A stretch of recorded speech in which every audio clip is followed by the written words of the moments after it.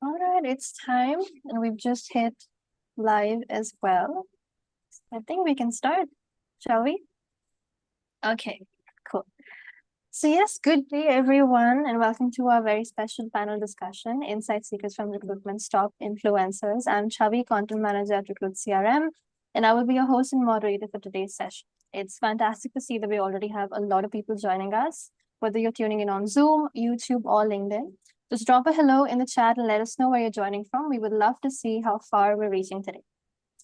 And before we get started, I think some of you have had joined earlier. Can you hear and see me and all of the panelists? Okay, a quick thumbs up in the chat would be very helpful to know that, all of our mics and setups are working fine. Just a quick thumbs up. Looks like, yep, people can hear us. All right, cool. Okay, I'd like to let everyone know that we have an exciting Q&A session planned at the very end where our lovely experts will address all of your questions. So please submit your questions throughout the discussion at any point using the Q&A options on your screen.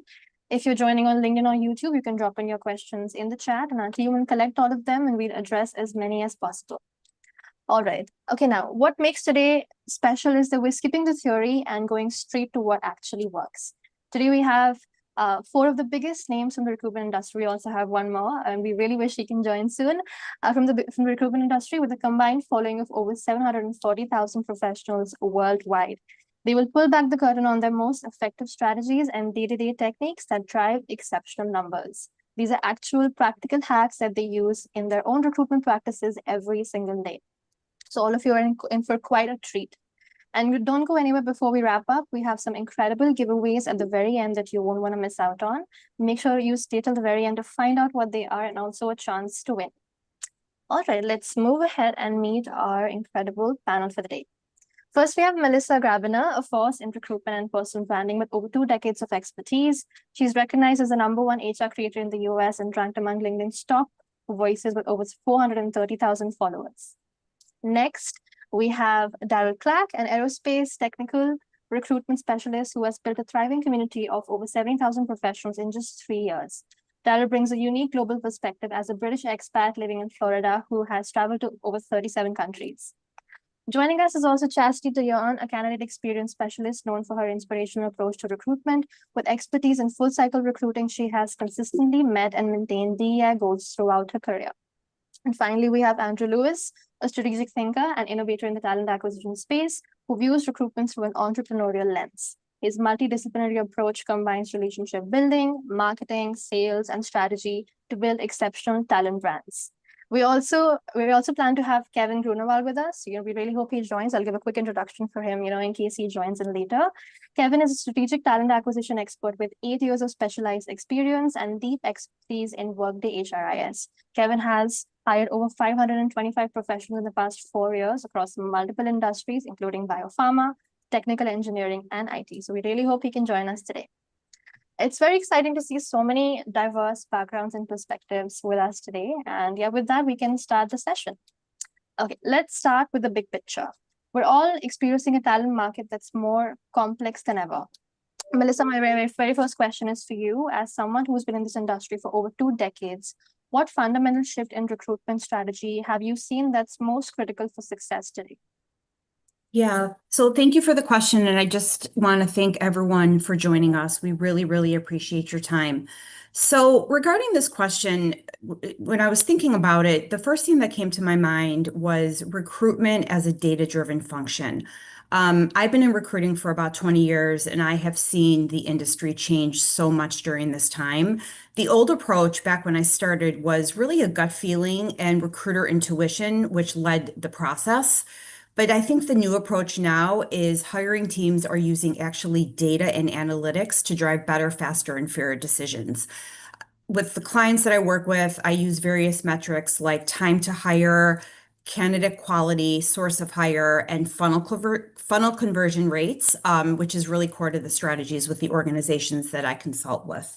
I think another big thing in the field of TA is what I call predictive analytics and AI to help identify high-performing candidates and reduce any sort of hiring biases. I love creating dashboards for my clients, so real-time dashboards inform everything from job board spend to recruiting effectiveness and everything in between. Another shift that I have seen in recruitment strategy, which is very, very critical for success today, is the candidate experience. And this is something that I post about a lot on LinkedIn. The old approach was really a one size fits all communication and slow processes that took a really, really long time.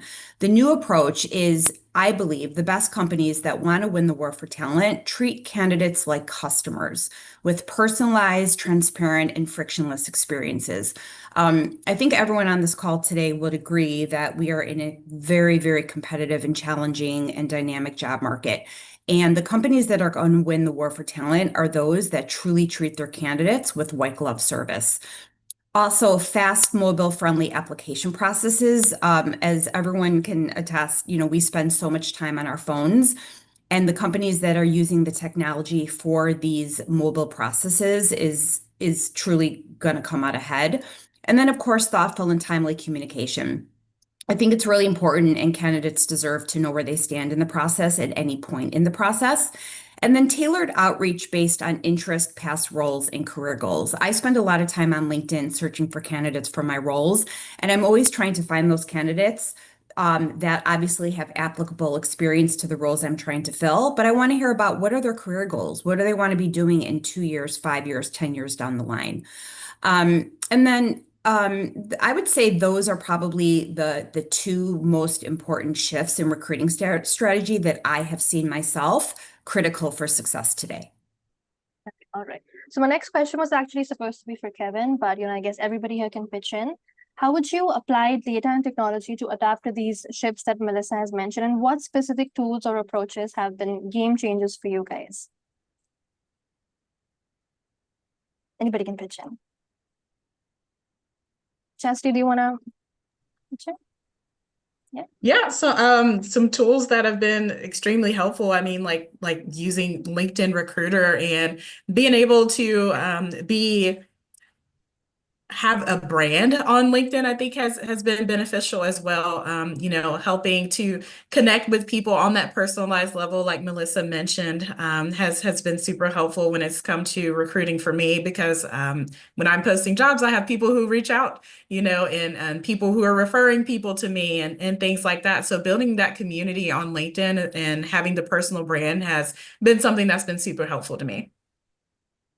Yeah, I think recruitment teams definitely need to choose the right candidate communication mechanism, right? Along with what Melissa was saying, I know Recruit CRM offers a few features like this that are really helpful: the workflow automations, the chat GPT integrations, the ability to communicate creatively and effectively with candidates. This is something that I'm always pushing for today, even with the tools I'm using as I'm speaking with our tool providers, is we need to be able to easily communicate and follow up with candidates. And any system or platform that does not allow you to do that is really a hindrance in today's market. Again, going back to Melissa's point about customer or candidate experience being kind of the centralized theme. And so any tool that you're working with I think you need to have that lens of it being something that's really accessible and really dynamic for the candidate experience. Yep. Yeah, Yeah.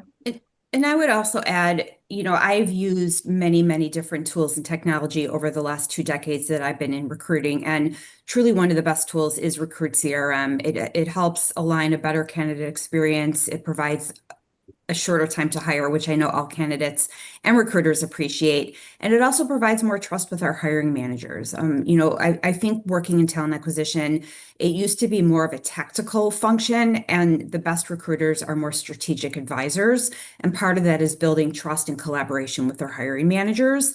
And then, of course, smarter long-term sourcing strategies. And so truly, that's why I really like Recruit CRM, because this encompasses all of these things. All right.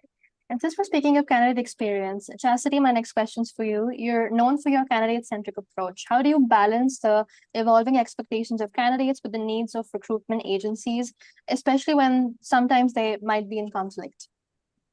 Yeah, I think it's important to know that as a recruiter, we do first and foremost work for the agency or company that we're representing. And so we're hired to help bring on candidates that will fill roles for that company. But I also believe in the importance of the candidate experience. And like to Melissa's point, when it comes to the candidates, I mean, recruiters need candidates to fill the roles, and ensuring that those candidates have a good hiring process is super important. It is a reflection of the overall view of the company, because recruiters are often the first impression of a company. We're the first people that they're interacting with. So we get to help set the tone for what things will look like as far as the candidate experience, getting them to the onboarding process, getting them hired, things like that. So I believe that it is important to not only ensure that as a recruiter that I'm representing my company well, and ensuring that we're bringing on candidates who are qualified to meet the roles that we are hiring for, but also ensuring that my candidates are well taken care of throughout the hiring process. And something I like to do is, communicate with my candidates periodically, checking in with them, ensuring that they have everything that they need, letting them know the hiring timelines that we have. If there's any type of delay in our process going on, I like to communicate that to them, to give them that heads up and let them know, and just keep them informed throughout the process, because we think of the candidate experience of how we would want to be treated if we were a candidate, wanting to ensure that we have that communication with the company to know that we're still in the running for things, or if anything has changed. So I believe that the balance is ensuring that I'm representing my company well, but also ensuring that my candidates are being well taken care of throughout the process. Yeah, I couldn't agree more. Daryl, my next question is for you. You've built an impressive community in just 3 years. What unconventional approach to talent acquisition has given you the biggest competitive advantage? Well, first of all, thank you. It's awesome to be here. Hey, everybody. Thanks for tuning in. Great question. I think for me, and you mentioned it, right, that community over several years, I think recruiters are great hunters.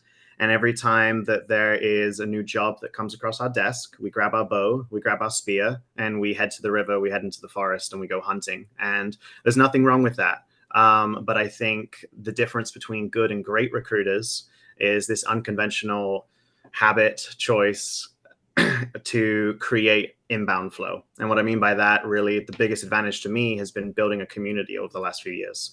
So yes, you can go to the river and you can hunt. Yes, you can go down to the river and collect water. But if you can build a pipe that comes to your village, that comes to you, brings the water to you, you become a great recruiter. And what do I mean by that? If you tap into your community, ask for referrals, generate and create relationships so people recommend people to you, dive into your ATS at your company, and before you go hunting, look for people that you spoke to before.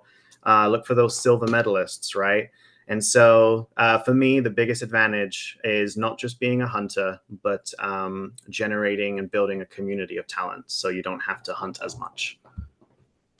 Yeah, I couldn't agree more. All right, my next question is for you, Andrew.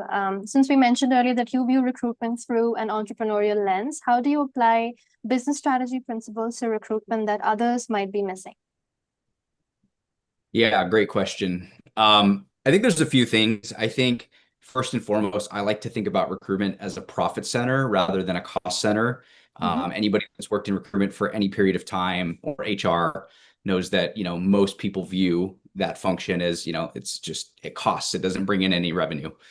I like to reshape my thinking around that. And, thinking about it as a profit center forces me to build a strategy and present, more valuable business cases. And that, again, these are going to be things that have more defined outcomes and more tangible value to the business. So I encourage recruiters to reshape your thinking or reimagine the talent acquisition space, and start thinking about it more from the perspective of how your executive might think about it, or, the people making these kind of budgeting decisions might think about it. The other kind of shift in thinking for me is starting to view and treat talent acquisition like a productized service and not a reactive function. And what I mean by that is becoming much more packaged with how we deliver value across the business, when it comes to our interview processes, when it comes to the scorecards that we use, the interview guides that we use, the resources that we create for our hiring teams.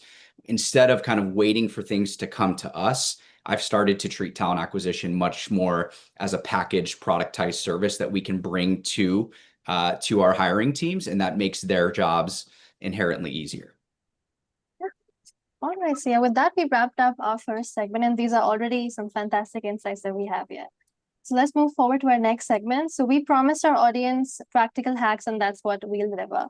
I'd like each of you to share your single most effective daily technique, something specific that you do that consistently drives results for you. So Chastity, we can start with you this time. Yeah, definitely. So just kind of in talking about what we've been mentioning so far, I like to do daily pulse checks on how our hiring is doing by conducting reports.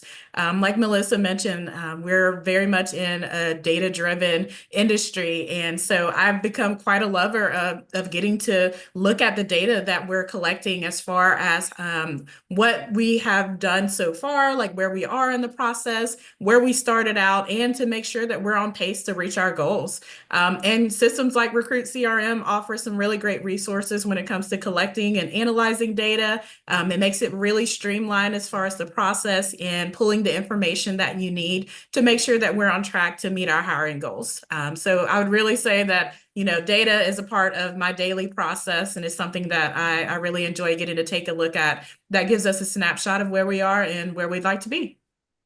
Yeah. Daryl, what's your go-to daily hack? Yeah, I can jump in. Echo everything Chastity said. That's awesome. Echo as well with Recruit CRM tools like what you guys have can integrate and remove time-killing processes.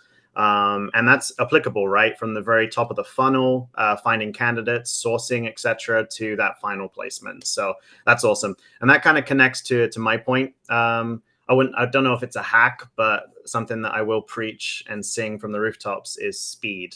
Speed for me is everything. We know time kills all deals. If recruiters are slow, they're going to get beat by other recruiters. That's just a simple fact. And so I think the biggest hack for me every single day is as soon as I'm in, I respond to all those emails. I operate from an empty inbox as much as possible. Take the call as soon as possible. If a candidate can talk to you at 9 a.m. and you wanted to talk in the afternoon, try to talk at 9 a.m. Take that call immediately, advocate early, champion early. Often as human beings, we can lack a sense of urgency. What stakeholders want is they want problems solved, and they want problems solved fast. And so my biggest hack is moving with speed. I love that. Melissa, with your experience, what daily practice would you recommend that most recruiters aren't doing? Yeah, so as a recruiter, I feel like I have two sets of customers. I have my hiring managers who are my customers, and I have my candidates who are my customers. And this is something, like I said earlier, that I post about on LinkedIn all the time, is the importance of the candidate experience. Right now, we are in, as everyone on this call can attest, we are in an employer-driven market. But I've been in recruiting long enough to know that every couple of years the pendulum changes, and we will once again be in a candidate-driven market. And candidates are going to remember how they were treated by the companies that they've been engaging in. And there's tools like Glassdoor, Reddit. I even see people posting on LinkedIn calling out these companies that have treated them poorly. So for me as a recruiter, the candidate experience is really treating those candidates with white glove service, always keeping them in the loop, never letting things slip through the cracks, and treating them like I would want to be treated. And I think that's the golden rule. If you put yourself in the place of a candidate, how would you want to be treated as that candidate? Keeping that in my mind, that is what gives me the ammunition to just do the best job I can for my candidates. And then for my hiring managers, every time I fill a role, I have a discussion with my hiring managers and I ask them for feedback. What did I do well? What didn't I do well? What could I change moving forward as we work together again? Because I want to make sure that I'm providing the best service I can to my customers. Again, my customers being my hiring managers. So always having the pulse of what they need, making sure at the beginning of a search, you have an intake discussion that truly allows you to understand as a recruiter what are the types of candidates these hiring managers are looking for, and how can I best find those candidates to meet the needs of the business. So always staying in tune with your managers and your candidates, for me, has always turned into a win-win. I love that. And Andrew, lastly, what's your most impactful daily recruitment practice? Yeah, I mean, I think my situation might be a little bit different than a lot of folks on this call. I basically run strategy and the tactical operations for talent acquisition at a startup. And so it's really easy to, get caught in one big project and ignore some of the pipeline that you've built. And so one thing that I've found to be really impactful is to kind of set aside time daily for what I call, resume evaluation and sourcing sprints. And what that is for me is basically whether it's an hour or two of just powering through and, doing full candidate evaluation, doing sourcing, and just setting aside and dedicating time to moving the pipeline forward.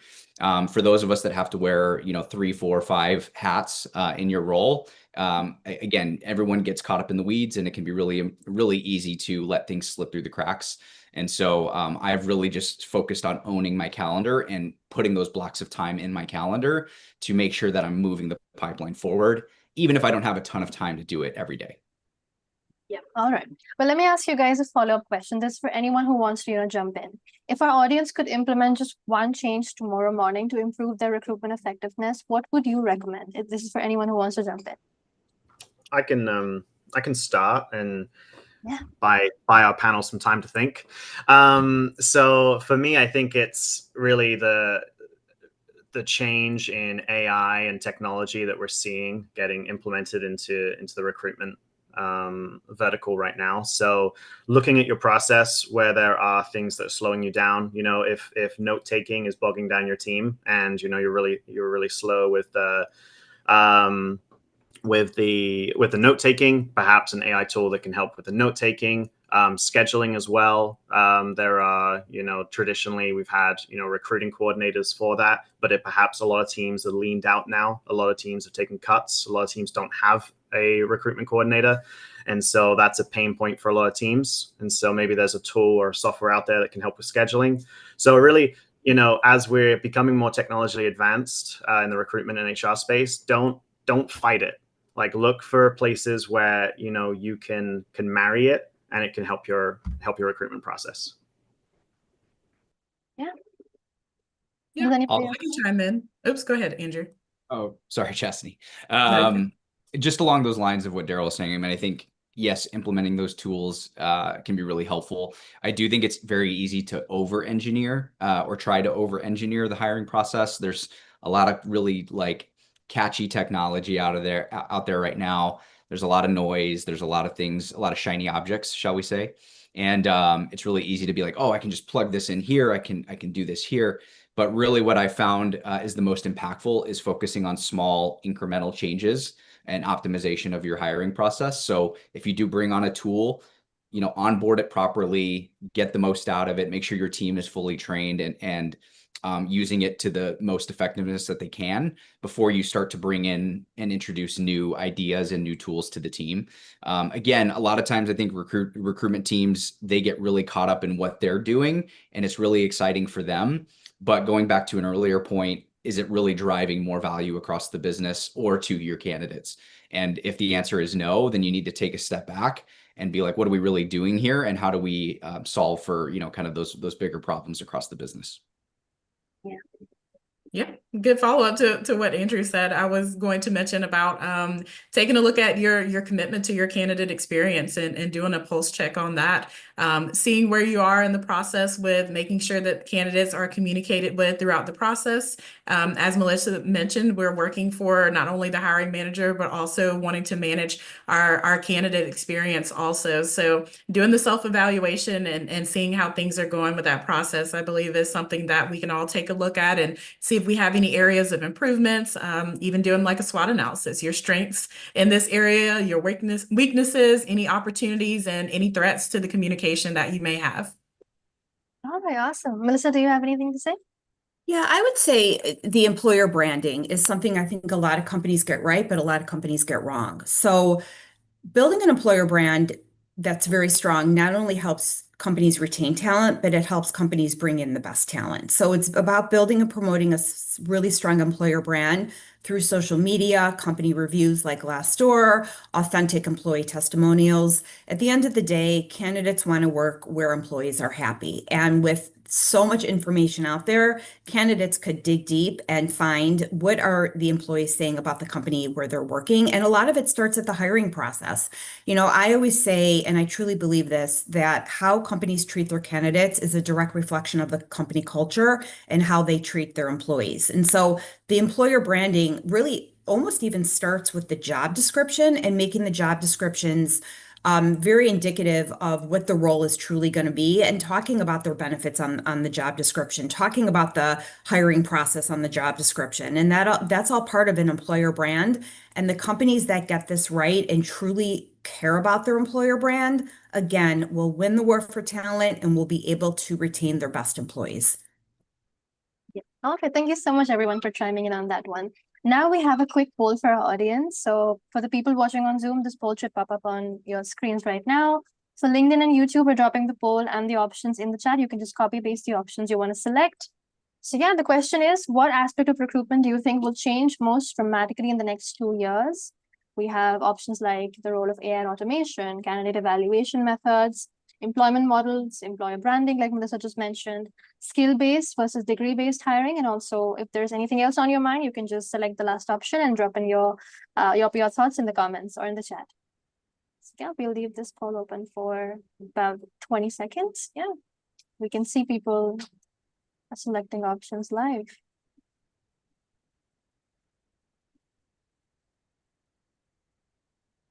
Looks like most people are selecting the role of AI and automation. Yeah. Yeah. Some people also say employment models and work arrangements. Interesting. Right. All right. We'll look at the results of the poll in some time. All right, let's explore this particular poll, these questions, these options in our next segment as well. So as we look forward, I like to explore where recruitment is heading. So Andrew, let's start with you. With your focus on innovation and entrepreneurship, what emerging trend do you see that most recruiters aren't really prepared for? Yeah, I'm not sure you want to start with me because my take is pretty spicy, but I think and we're yet to see how regulation and compliance kind of impacts AI, but I do think that AI has the potential to fundamentally change the way companies hire, therefore changing the role of the recruitment function and the value that we bring to the business. And so, I think there is a possibility that exists where technology can advance to a point where recruiters aren't even needed to manage screening calls or maybe even resume reviews anymore. And so we have to really reimagine and think about, like, where do we provide the most value? And so I think the value that recruitment providers will be able to provide will become much more technical and much more strategic and a lot less tactical. The value that we'll bring will be less on our activity and more so on the strategic outcomes that we can help companies achieve. And so, maybe a bit of a spicy take. I think we're still early with AI. Again, there's a whole lot of considerations around regulation and compliance and other things that we haven't even reached that point of discussing yet. But I do think that possibility exists. And so recruiters need to be upskilling and preparing themselves. It's not just about, hey, I just need to learn how to adopt technology. It's, no, how do I, if and when technology kind of fundamentally changes recruitment, what am I going to do about it and how am I going to provide value? Yep. Yeah.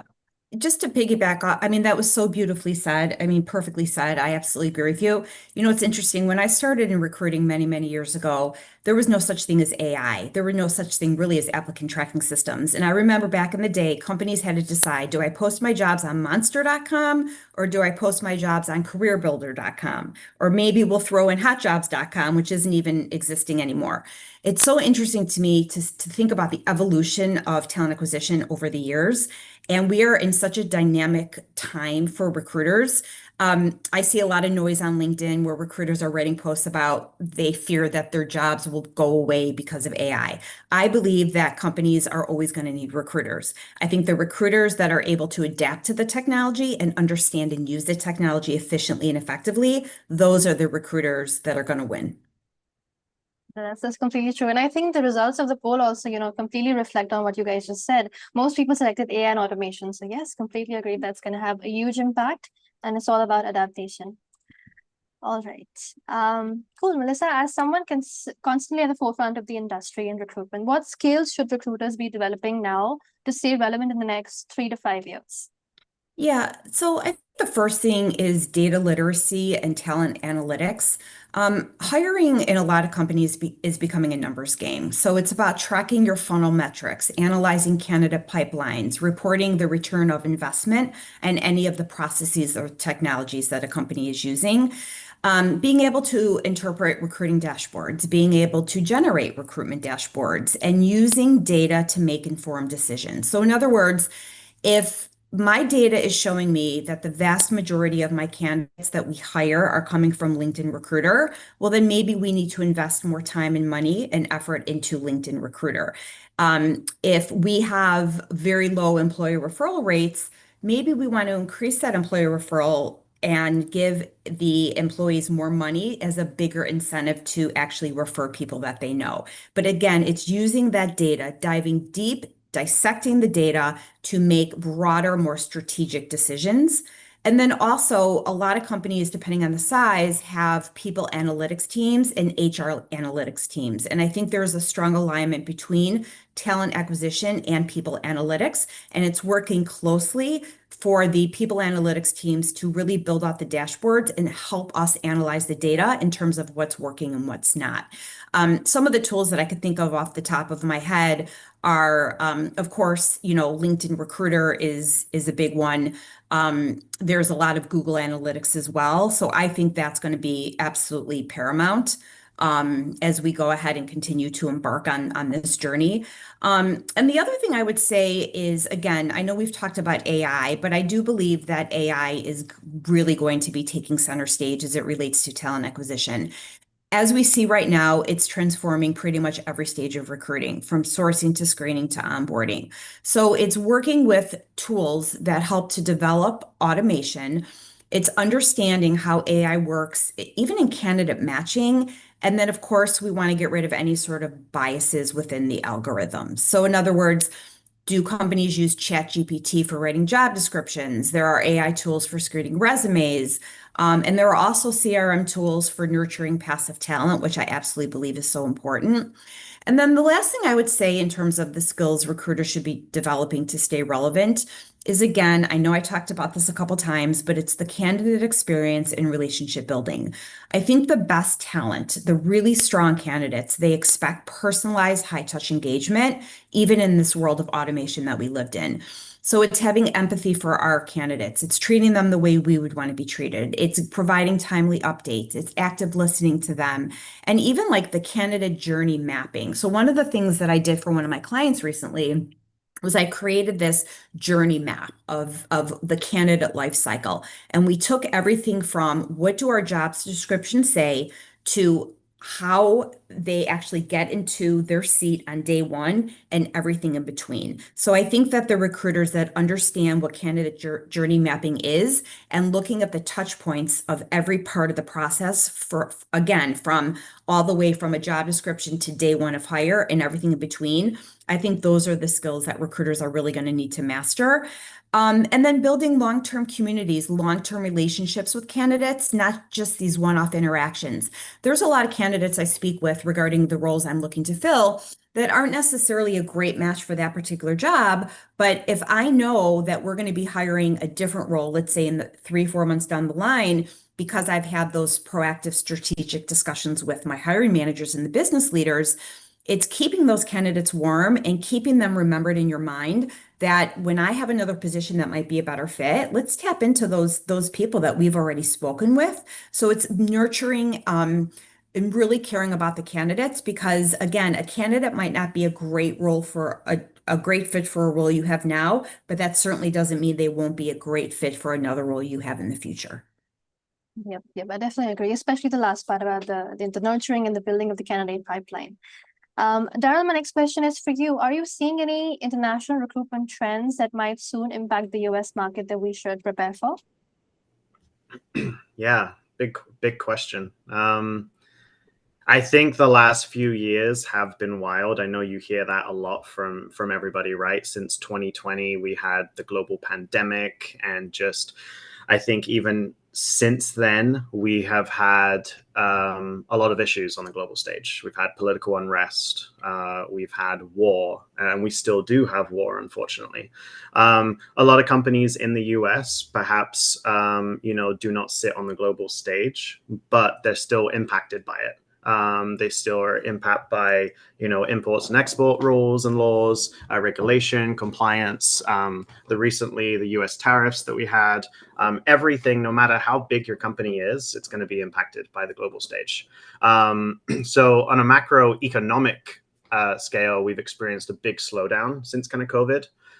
But things are starting to look better. Like, I know, obviously this is just my general opinion, but from what I've been reading in the news, Japan and India are fueling Asia. I'm from the UK and I love Europe, and in the Europe, Southern Europe is doing really well. So think like Italy, Spain, France, even in Latin America, Brazil is like on fire right now. Not literally, doing really well.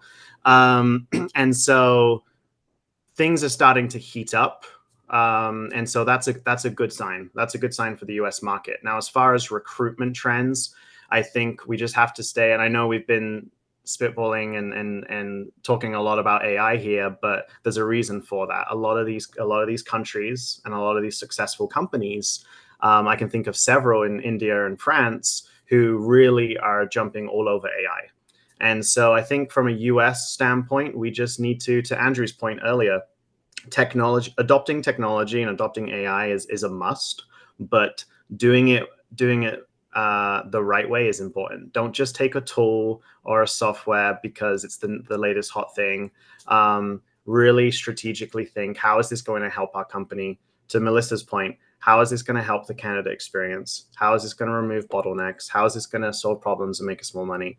And then regardless of the size of your company, stay tuned to the global stage. Like, with what is the president doing? What's changing from a compliance and regulatory standpoint? What's going on in Europe? What's going on in Asia? Because everything has a butterfly effect. Everything impacts business in the US. Okay. All right. Thank you, Daryl. Chastity, my next question's for you. How do you see candidate expectations evolving, and how should recruiters adapt to these changing demands from candidates? Yeah, definitely. I think kind of to Melissa's point and what she's mentioned earlier, we see a lot of LinkedIn posts being made about companies. And one of the biggest pain points that we're hearing about is the long drawn out hiring processes. Candidates are absolutely fed up with this.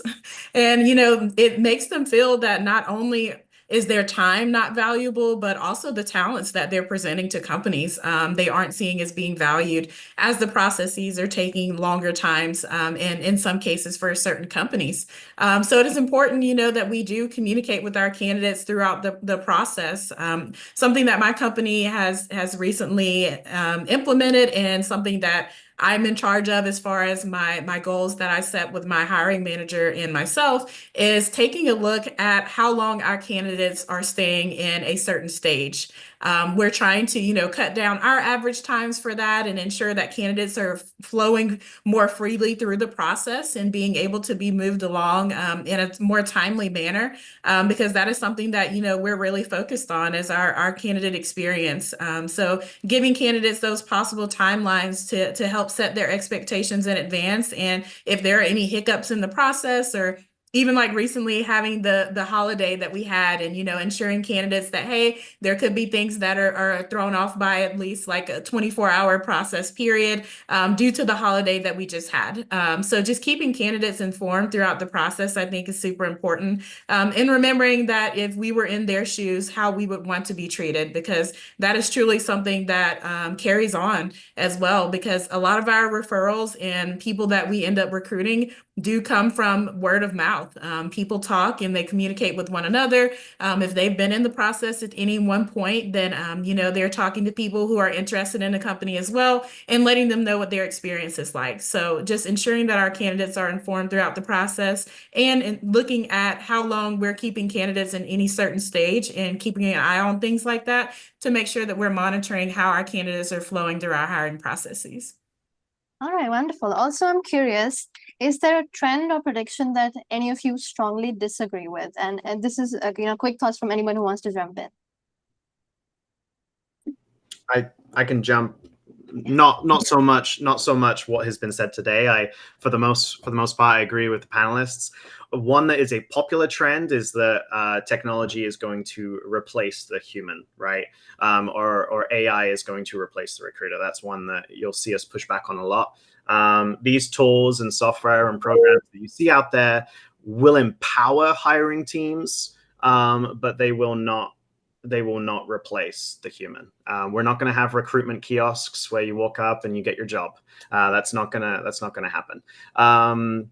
So that's something. The only thing off the top of my head that I'll push back on. Any thoughts from anybody else? No? All right, cool. So yeah, it looks like we've covered all of our major segments for the day, and we can now hop into our interactive Q&A session. In case we have some time at the end, I have another extra session, planned that we can just, take 5 minutes more, but we can, start with the Q&A first. So yeah, we've received a couple of questions. Now is the time for anyone who has any questions to, drop in those questions using the Q&A options on your screen, or the chat, or on LinkedIn, and we'll pick up as many as we can. All right, so we have one question. Michael is asking, can you speak to the impact of aging workforce in Western hiring markets? Anybody who wants to pitch? I could take this one if that's okay with everyone. Yeah. So I appreciate the question. I think it's an important one. Ageism, or as I look at it, is discrimination based on age, typically older adults, I believe has widespread and damaging effects in the Western world. And here are some of the impacts that come to my mind. So first, it's the workplace discrimination. And I read a lot about this on LinkedIn. I see a lot of posts about this, where there are people who are considered older and they often feel overlooked in favor of younger individuals.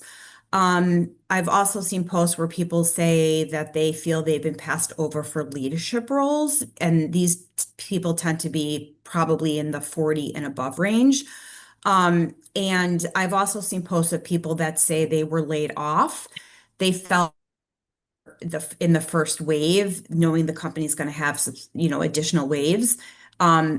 So they feel like they have been in the first wave, and they're sometimes the last to be rehired after the company maybe puts people on a hiatus and then rehires again. And so there is a pretty big impact on this. It's really longer term unemployment, financial insecurity for some people. And it's a really sad thing. I've worked in HR for many, many years, and I think ageism is one of those things that it's somewhat hard to prove. And so that's why there are companies that do this, and there are companies that get away with it. And that's very, very unfortunate. And what I say to my clients, I do job search coaching for a variety of clients, and a lot of my clients are over 40 years old, and they've been telling me their struggles in the workplace and how they feel like they're getting passed over because of their age. There is a bias of ageism, and it's very unfortunate. And I recently posted on LinkedIn and this post actually got pretty big engagement, where there are so many benefits to hiring people who are considered older. And the reason I posted it is because I wanted to educate people, where there are so many advantages, again, to hiring people who are considered in that older class. And I listed all of the different advantages to hiring these people.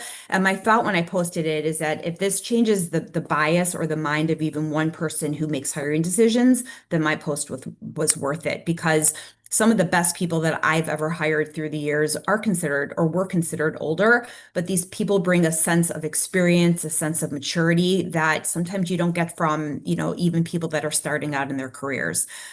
So my hope is that ageism, while it exists, my hope is that it does go away, or it does get minimized, because companies are missing out on incredible talent that are bypassing these individuals.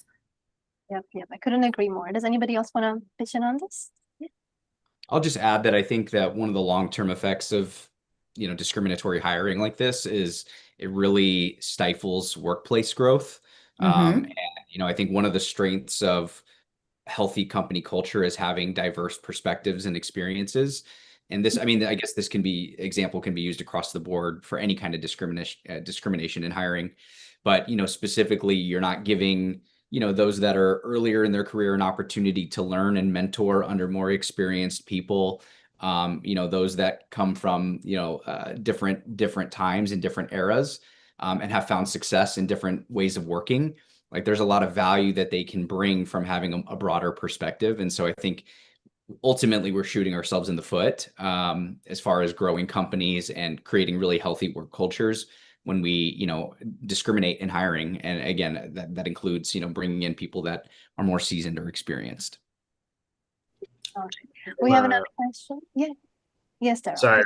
Yeah, sorry, real quickly. And then from a recruitment perspective, we're shooting ourselves in the foot because we have such a narrow pool to look at. Like if we're not looking at junior professionals because they're not experienced enough or they don't have XYZ skill, then we've taken them out. If we're not looking at the more seasoned workforce for reasons of ageism, then we're taking that out. So we're looking at this really kind of small, like 10, 15 year candidate pool, and it makes our jobs really, really hard. And so we need to, as recruiters and hiring professionals and HR professionals, we really should be the SMEs and pushing back on these hiring managers to kind of improve that issue. All right. We have another question. We have an attendee asking on LinkedIn, what shifts have you seen with remote work versus in-person roles? I could take this. So I think this is very company specific, but the general trend that I'm seeing is there are more companies that are mandating return to office. I'm very interested to hear the panel's thoughts on this, but there's a lot, let me just say this. It's really interesting because one of my clients that I'm working with does not allow remote work. They mandate that every employee works out of the office 5 days a week. They are having a really hard time finding people, really good people, because people do not want to work out of the office. They don't want to waste their time and money commuting. I've been remote for 5 years. I will never go back to an office. So I absolutely understand how people like remote work.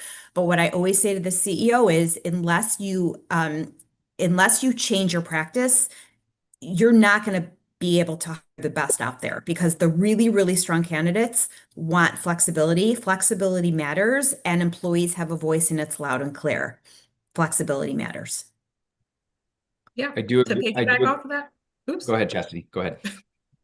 No, I was just going to say, to piggyback off of that, I actually know of a company kind of local to my area, but they mandated the return to office as well. And so the employees who have been working there and have been remote for many years, a lot of them are jumping ship and finding those remote opportunities. But it also limits the pool that they're working with, as they are wanting individuals to work in the office, especially those who are within a 25-mile radius to the office. So it limits the pool that recruiters are able to work with as far as finding and connecting with talent. But also I know that, when it comes to things like that, the remote work opportunities are a lot more competitive these days because so many people are looking to hire or looking for those remote opportunities. So just knowing that those who are mandating the return to office are kind of limiting their candidate pools, but also it is increasing the remote work opportunities pools for people who are trying to look for those opportunities as well. Yeah, I agree with both Melissa and Chastity's viewpoint on that, especially from the candidate perspective, but I will offer a devil's advocate moment here. It's expected that by 2028, 1 in 4 candidates that apply to roles are going to be fraudulent or fake. This has really been increasing because of the amount of AI tools that are available and, kind of this, whatever term you want to use for kind of shooting out resumes to any kind of job. So it creates a lot more noise and a lot more confusion from those that are managing hiring and recruitment. And so for those companies that are going to be continuing to hire remotely, there's going to have to be new technology and new processes put in place to, more critically evaluate candidates. It feels like a very meta moment. Like this is crazy that we're talking about this, but you're going to have to evaluate if you're talking to a real person or if you're evaluating a real person that exists and not just a bot or some sort of kind of fake actor. So I do think this is a new wrinkle into this discussion. I'm still a huge advocate for remote work. I think it's been proven to be very effective. But I do think that, there's some of these other considerations that recruitment teams and hiring teams are going to have to start to think about. Yep. We also have a follow-up question from Karen from the audience. Realistically, is remote work more cost effective due to the economic challenges? For anyone, yeah. It can be, but I think a lot of it just depends on the situation of the organization. A lot of times it goes way well beyond cost. A lot of it's more strategic and long term and thinking about where do we want talent? Where do we need talent? Where are our customers located? You know what I mean? That sort of thing. So it's not always a cost discussion. I would agree. Sorry, Melissa. I would agree with No, Andrew. go ahead.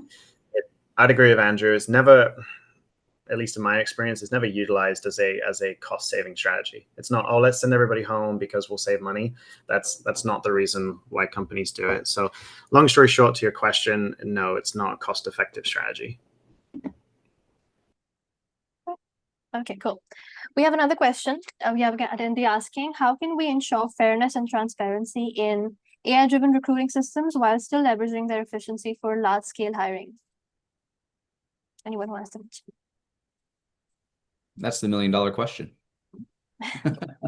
I don't know that we know the answer to that yet, to be honest with you. I think as far as I know, that, a lot of people that are starting to implement AI into talent acquisition are kind of slowly integrating it and testing it and feeling how it's going to be, but we don't really know. A lot of these tools are very early. A lot of these models are very early. And so there's still a lot of hallucinations that happen. There's still a lot of mistakes that are made. So yeah, I think it's probably still too early to tell. I think over time we'll be able to better understand the algorithms and better understand how talent's being evaluated, and then we can more accurately deploy it. But as far as I know today, we're still early. It's kind of a test and see. Yeah. All right. Well, we have a question from Melissa. They're asking, do you look at open to work on LinkedIn? The open to work banner. Oh, this question. Oh God, there's so much noise on LinkedIn regarding the open to work banner. Okay, here's my opinion, and I feel very strongly about this. I love when candidates use the green banner, and here's why. As a recruiter, when I'm looking to hire people, why would I not reach out to people who I know are looking for a job? Okay. I've seen some people say it makes candidates look desperate. That is so ridiculous. There is nothing desperate about sharing you're looking for a job, which is something most of us need to survive. Okay. I would never want to work at a company that had that view. Okay. If a company is that short-sighted, that's not an employer I would want to work for. If I was looking for a job, I would use the green banner. And my very strong opinion on this is that wear it loud and proud. LinkedIn also is a platform in part to help job seekers, right? So I don't know, but I saw a post the other day from a CEO. Oh my God, this made me so mad. I saw a post from a CEO that said he will never hire anyone who has the green open to work banner because he doesn't hire desperate people. So of course I see this, and of course I respond and I comment, and it was very, very I don't get combative on LinkedIn, but I let him know that I completely disagreed, and here's why. Yeah, I feel really strongly about this. Yes, we have another question. What role should regular AI audits and fairness testing play in ensuring ethical and unbiased hiring decisions? And how can organizations implement them effectively?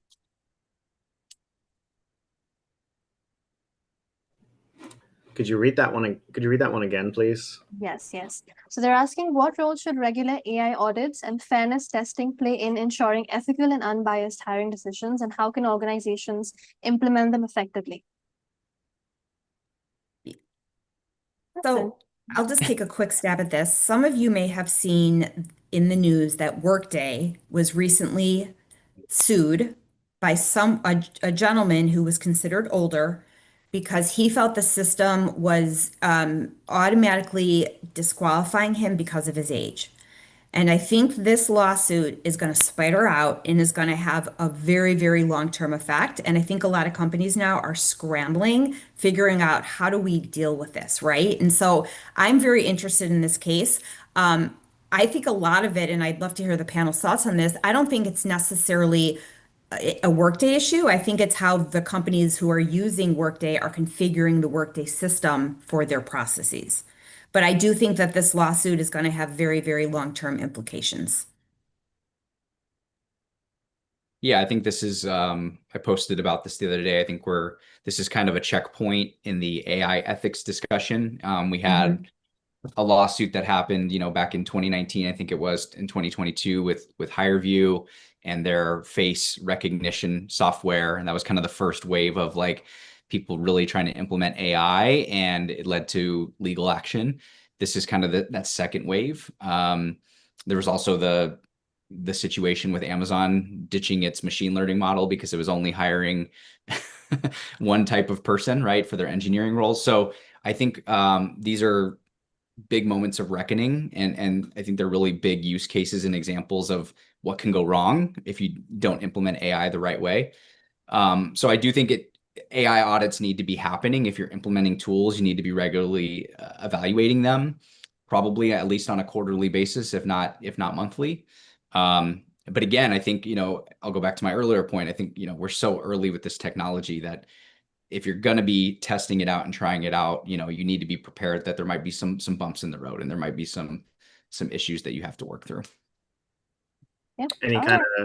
Any kind of change brings growth pains, right? And so the more and more that we try and adopt technology into our human processes, there's going to be growth pains, and there's going to be mistakes made along the way. And so it comes down to, for that gentleman or for any kind of candidate, people want to feel heard, they want to feel seen, they want to feel valued, regardless of whether they get the job or not. And so we just have to make sure as companies that whatever technology that we're rolling out, that we are not allowing it to harm the candidate experience. All right. We have one final question that we'll say because we're almost out of time. Where does the panel see the biggest opportunities in the recruiting space going forward? This for everyone. I'll take a wild swing at this one. I think there's an opportunity for recruiters to adopt technical skills and learn how to kind of create your own custom tools, especially if you're in a setting where you're working with a startup or a team that doesn't have a ton of resources, using no-code tools, automation workflows, that sort of thing, to enhance the work that you have to do as a person or a practitioner doing a lot of work. I think that's going to be an interesting space to keep an eye on. It's a theory right now, but I do think that it's something that, recruiters, if they are willing to adapt a more technical acumen and skill set, they can bring a lot of really unique value to companies who are starting to rethink hiring. To piggyback off of Andrew's good words, I think that recruiters have an opportunity to become more like business partners. And instead of that title just being a synonym for recruiter, actually embodying what a business partner would be. So as technology helps us get away some of the monotonous and administrative parts of our job, it frees us up to spend more time consulting with the business, spending more time with stakeholders, more time with hiring managers, more time with the CEO. So that's really the big changing landscape that I see, is that stepping away from being resume pushers that none of us want to be, and really embodying a business partner. Yep, with that, I think, we're going to wrap up our Q&A round. Thank you to all the audience members for asking those questions. We have a lot more, but, we'll try our best to get back to you over email with those answers. But yeah, now before we wrap up, as promised, we have some incredible giveaways for our participants today. So I'll quickly let everyone know what these are. So Chastity, Daryl, and Andrew are each giving away a free 30-minute career consultation to one lucky winner each. These sessions include strategic guidance for your recruitment challenges, insider techniques for building candidate relationships that convert, and expert advice on standing out in today's market. Next, Melissa is giving away a free 30-minute session where she'll share her best practices in hiring secrets, including a complete review and audit of your 2025 recruitment plan, plus insider tips to optimize your hiring processes and attract top-tier talent as well. That's 4 winners getting direct access to these industry leaders.